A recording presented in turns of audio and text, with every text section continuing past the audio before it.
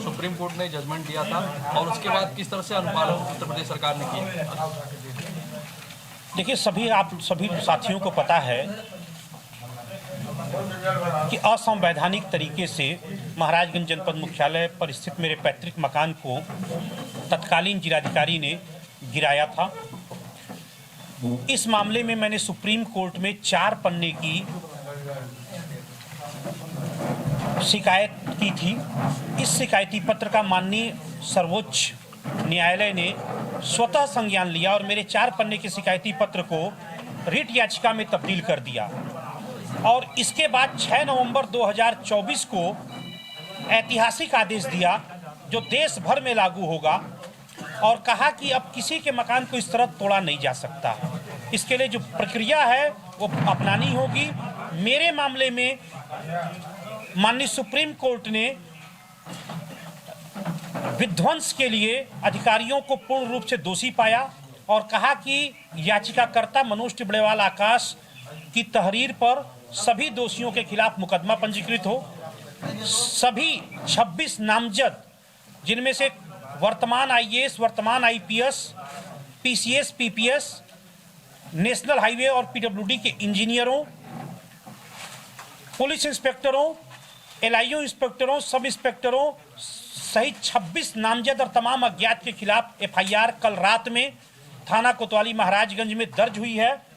ये एफआईआर काफी संगीन धाराओं में है, जिसमें आजीवन कारावास है। एफआईआर संख्या 629/2024 महाराजगंज थाना कोतवाली में दर्ज हुई है, जिनमें धारा 147, 166, 167, 323, 504, 506, 427, 452, 352, 336, 355, 420, 467, 468, 471 तथा 120 बी में दर्ज हुई है। इसमें कई अज्ञात लोग हैं। सबसे महत्वपूर्ण बात यह है कि सुप्रीम कोर्ट ने कहा है कि इसकी विवेचना कोई जिला पुलिस नहीं करेगी बल्कि यूपी सीबीसीआईडी करेगी। मैं यहाँ बहुत साफ शब्दों में स्पष्ट तौर पे कहना चाहता हूँ कि उत्तर प्रदेश की सीबीसीआईडी ने यदि अपने राज्य के साथी अफसरों को, आईएएस, आईपीएस, पीसीएस, पीपीएस इंस्पेक्टरों को बचाने का दुस्साहस किया विवेचना के दौरान, तो मैं इस मामले को माननीय सुप्रीम कोर्ट में दोबारा ले जाऊंगा और इसकी जांच सीबीआई से सुनिश्चित कराऊंगा।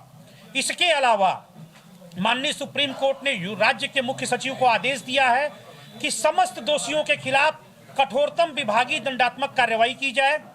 मुझे राज्य सरकार पर दंडात्मक मुआवजा 25 लाख का लगाया जो मुझे दिया जाए याचिकाकर्ता को, और साथ ही मेरे मकान दुकान का सामानों सहित सभी चीज का मुआवजा दिया जाए। बंधुओं, यह लड़ाई मेरी अकेले की नहीं थी। हम 21वीं शताब्दी में जी रहे हैं। मेरे सामने सवाल था कि क्या हम आप अपने घर के अंदर बैठे हों और पुलिस वाले अचानक बिना परमिशन, बिना वारंट आए और बिना लिखित नोटिस के, बिना 1 मिनट का वक्त दिए अचानक आपके घर को सभी सामानों सहित बुलडोज करा दें, ध्वस्त करा दें। इसके खिलाफ मैंने लड़ाई लड़ी और इस लड़ाई मैं नहीं लड़ पाता यदि महाराजगंज से लेकर दिल्ली तक मेरे पत्रकार साथी, मेरे शुभचिंतक मित्र, राष्ट्रीय मानव अधिकार आयोग और सुप्रीम कोर्ट ने सच का साथ न दिया होता।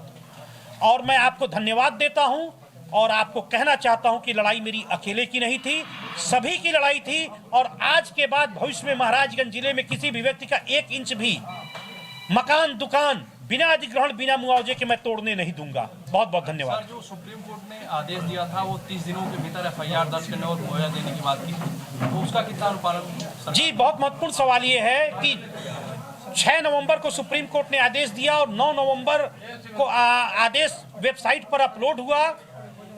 1 महीने बाद तक ये अफसर सिर्फ कागजी खानापूर्ति करते रहे। जब मैंने मेल किया कि अब मैं कंटेम्प्ट दाखिल करने जा रहा हूं सुप्रीम कोर्ट के आदेश की अवमानना की, तो आनन फानन में कल रात में महाराजगंज थाना कोतवाली में एफआईआर दर्ज हुई है। मुआवजे की कार्रवाई अंतिम चरण में है जैसा मुझे बताया गया है। इसी नाते मैं स्पष्ट करना चाहता हूं कि जो अफसर माननीय सुप्रीम कोर्ट के आदेश के बाद एफआईआर दर्ज करने में 50 दिन का वक्त लेते हैं, तो क्या वो मुझे न्याय देंगे? इस पर मुझे कतई भरोसा नहीं है। फिर भी एक नागरिक के नाते मैं 90 दिनों तक इंतजार करूंगा। 90 दिनों तक की विवेचना में यदि यूपी सीबीसीआईडी ने ईमानदारी से, निष्पक्षता के साथ, क्योंकि सुप्रीम कोर्ट सहित राष्ट्रीय मानव अधिकार आयोग की जांच में और बस्ती के कमिश्नर आईएएस मंडलायुक्त की जांच में यह साबित हो चुका है कि अधिकारियों ने अवैध कार्रवाई की थी, गैर कानूनी काम किया था, मेरा मकान जायज था फिर भी गिराया गया। तो इन 3 जांचों के बाद यदि कोई आईओ दुस्साहस करेगा तो उसे भी सीबीआई जांच का सामना करना पड़ेगा।